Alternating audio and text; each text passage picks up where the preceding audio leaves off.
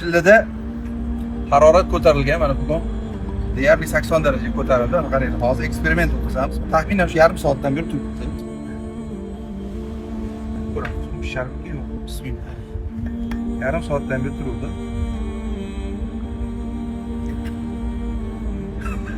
Subhanalloh. Pishvatdaydi. Endi mana shu o'rinda bitta narsa aytmoqchiman sizlarga. Biz yaqinda Jizzax ketyapmiz. Sizga aloqaga chiqingizlar, Jizzaxliklar, Jizzaxlik sahiylar, boylar, Alloh imkoniyatni keng qilib qo'yganlar. Mana shu tuxumni misolida biz ham bo'lishimiz mumkin-da. Qarang azizlar, Payg'ambarimiz sollallohu alayhi vasallam jahannam olovini ochiq tavsiflab dedilar.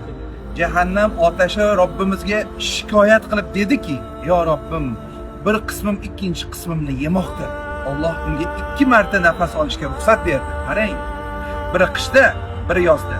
Yoz chillasida biz ko'rib turgan shiddatli issiq uning haroratidandir. Qish chillasida siz ko'rgan shiddatli ayoz uning sovugidandir.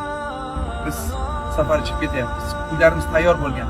Shu eng final, eng qaymoq joyiga sizni ham qissangiz qo'shilsin. Yordam qiling, befarq bo'lmang.